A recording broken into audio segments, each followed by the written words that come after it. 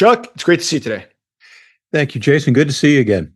So, Chuck, you were a squadron leader in the Navy SEAL Team 6, and you were watching this war very carefully. And in the past week, there's been some pretty huge attacks inside of Russia.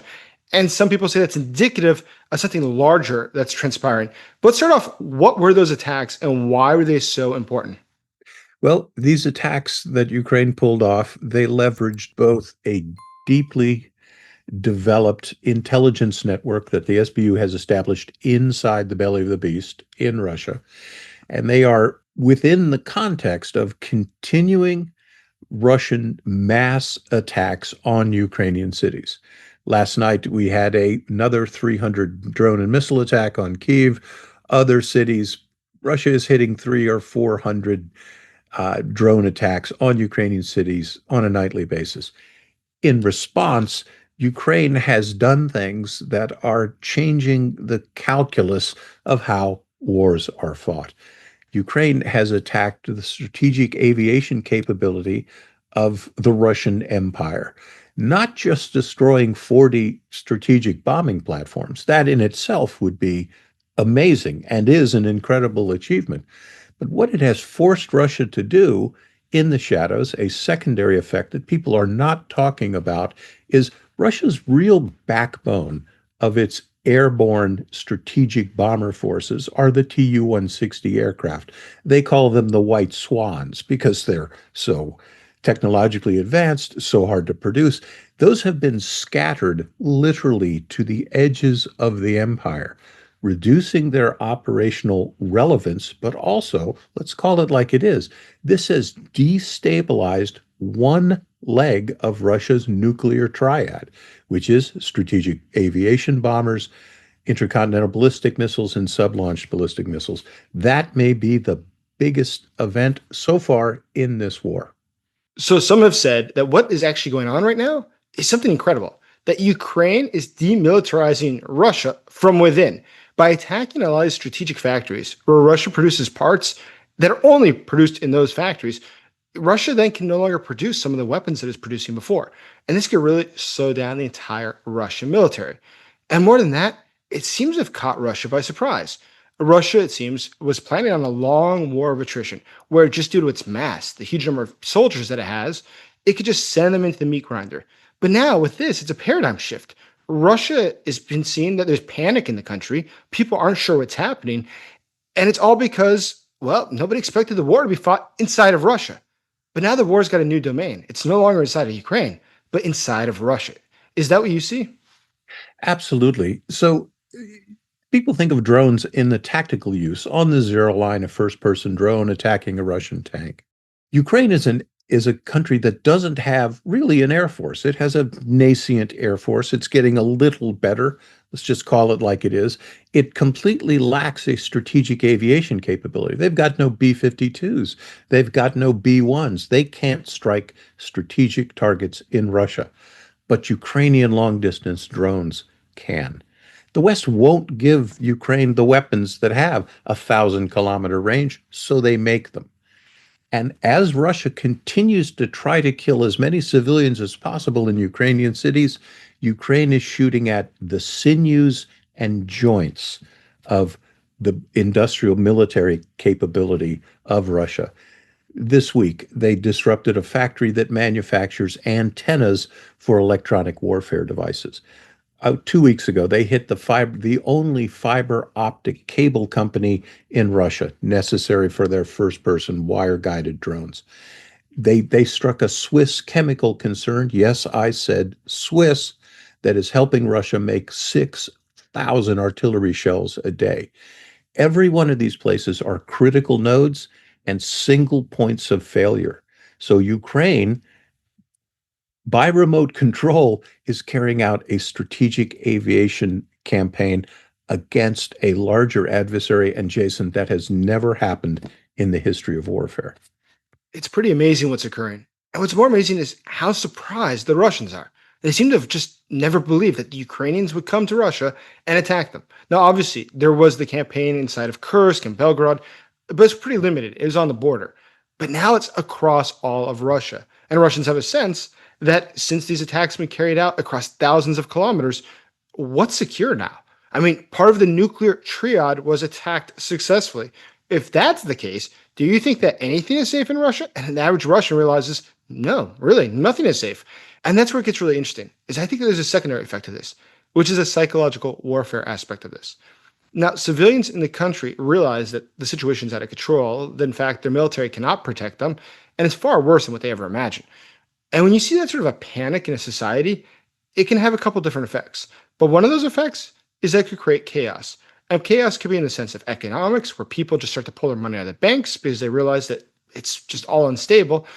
Or it could be another situation, even where somebody who's ambitious in the military realizes that since the FSB is looking into how these attacks are possible, one day the FSB is going to knock on the door, look at their bank accounts, and realize that they've been engaged in serious corruption for decades. And that's why there's brigades on paperwork that don't exist in reality.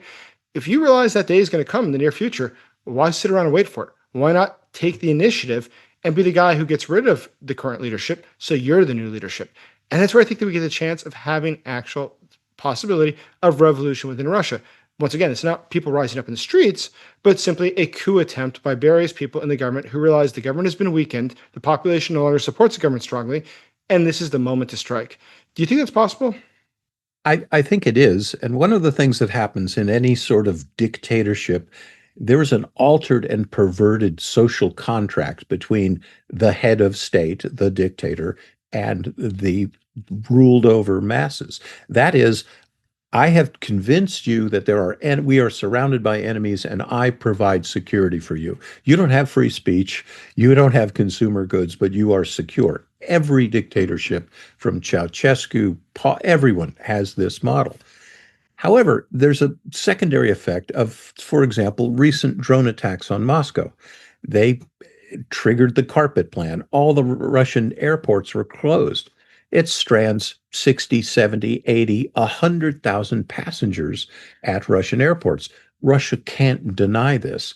And in those carpet situations, as you know, Russian electronic warfare blanks out all the cell phones, all the local navigation, everything else. This has compounding social problems, and they cannot be hidden by Russian propaganda or control of the news media. I think your point is also very well taken because Putin is the head of a criminal family with mafia branches. And the mafia branches are called the military, the intelligence capability, and the state security apparatus, and the oligarchs that surround him. When they feel his actions are threatening their property, their holdings, their families who live in luxury abroad, you're right, Jason. I think they may move against him. It is certainly not impossible. And incredibly enough, when we look back, it wasn't so long ago that Prigozhin, the head of the Wagner Group, was moving towards Moscow. And he moved pretty fast. And what we saw during that was, I think, quite enlightening. We saw that the Russian military didn't slow him down. In fact, they knew where he was kilometers in advance, hundreds of kilometers in advance. And they never called an airstrike on him. The National Guard didn't slow him down. The National Police didn't slow him down. The local police didn't slow him down. The border guards didn't slow him down. We saw that the people in the streets did not slow him down. Quite the opposite. They met his troops in Rostov with wine, with food, and were happy to see them. It was celebratory. And I think that's a pretty good indication of what's going on. And what I would worry about if I was Putin was when you saw Prigozhin speaking to the military leaders in Rostov. They didn't say to him, we're going to arrest you. They didn't try to kill him. What they did was they said, you shouldn't do this. That's probably not a good idea. This might not work out well. They were offering some cautious advice, but they certainly were not trying to slow him down. Because I think at the end of the day, it's the same reason that Dmitry Medvedev, Kirill, the head of the Orthodox Church, and others were totally silent. Nobody knew who was going to win. Maybe Prigozhin was going to take power. And that's why everybody was silent.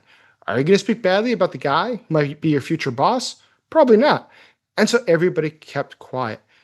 And we see that within Russia, there's already tension. We know that currently there is a huge tension between the FSB and the military. Now, it's existed since the Soviet period, but today what's different, specifically today, is everybody's trying to pass the buck. Who's to blame for the attacks inside of Russia? How is it possible that they lost a percentage of their nuclear triad and there's someone has to take responsibility. We can't just say it was bad luck. So who's responsible? And these investigations will find that there's massive corruption in the military, and that's something that the military leaders certainly do not want to have exposed. But you've talked about that before, the difference between Western militaries and the focus on education and how the officers are versus the Russian military, which is quite a bit different. Why don't you explain that a little bit?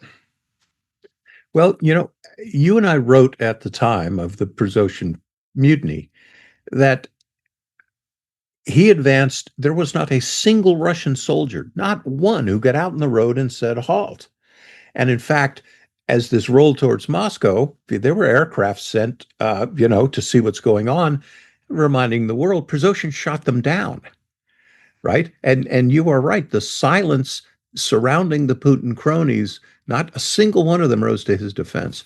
Now we've just moved on and forgotten about it, and this is this black swan event. And you know what? Putin has never forgotten that moment.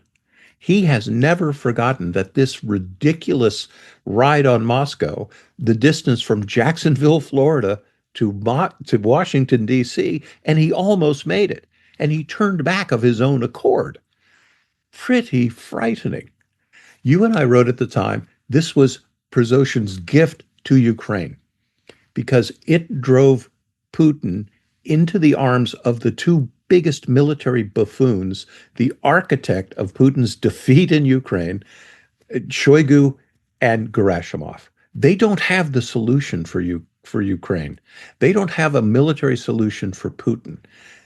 The Russian military is so fundamentally corrupt and inept. You have a certain bandwidth amount of time in your development as an officer. American officers get a master's degree. They divert to Harvard and go to the Kennedy School of Government.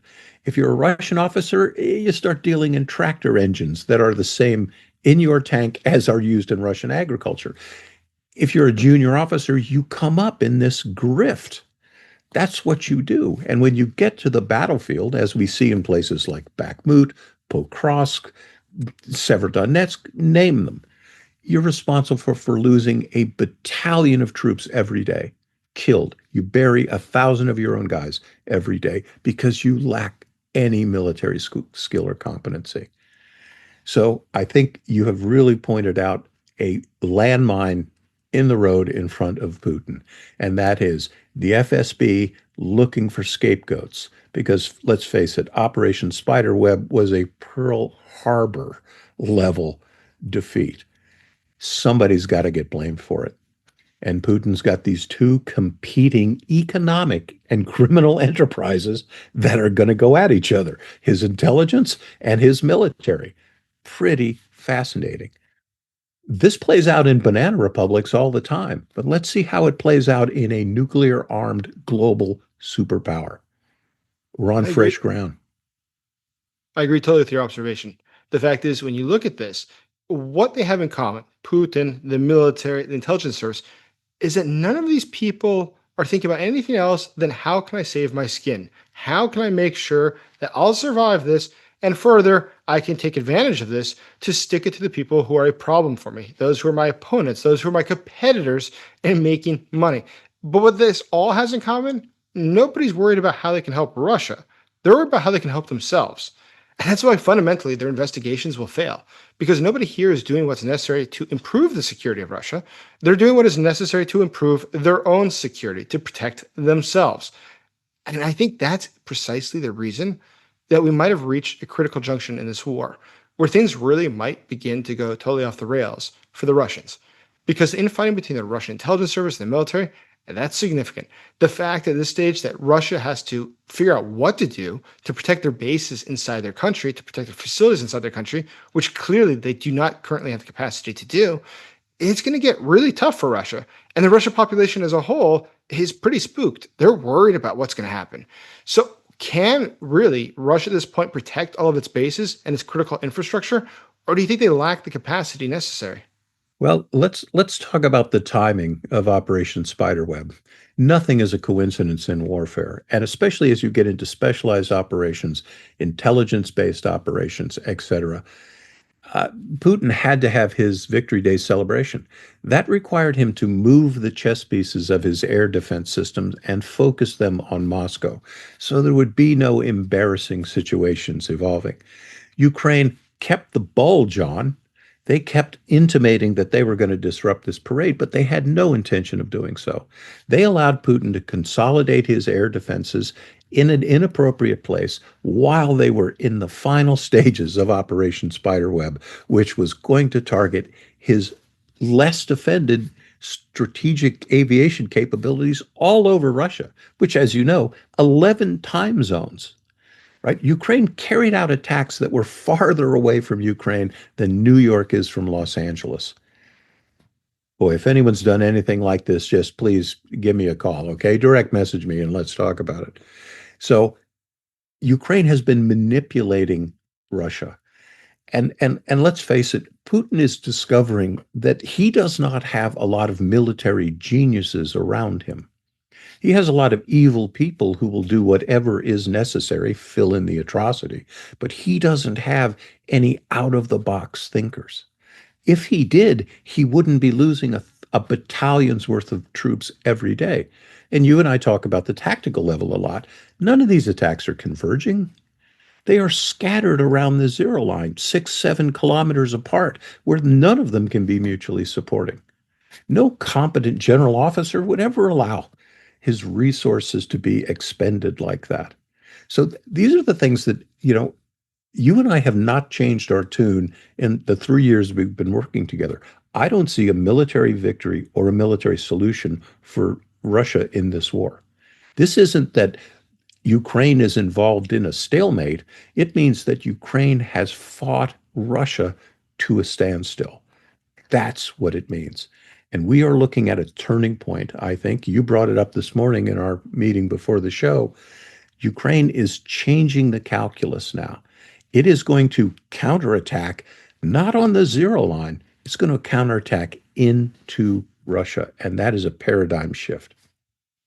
It seems that Russia is wholly unprepared for what's coming their direction. And the good news is there's more to come. Chuck, it's great talking with you today. Always great, Jason. Talk to you soon.